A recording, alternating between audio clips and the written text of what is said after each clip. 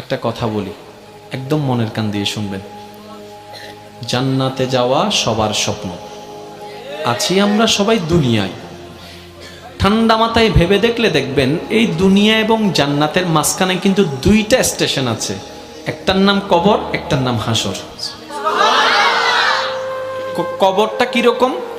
আমাদের দুশমনরা না, আপন জনেরাই কিন্তু খনন করবে, আপন জনেরাই কিন্তু লাশটা রাখবে, আবার আপন জনেরাই কিন্তু ওই দেহটার উপরে বাঁশ বিছিয়ে মাটি চাপা দিবে, চতুর্দিক থেকে অন্ধকার করে ফেলবে।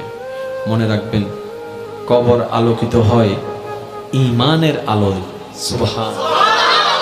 আর হাসর আলোকিত হবে আল্লাহর রহমতের সাথে আপনার আমলের আলোয়, সুবহানাল্লাহ।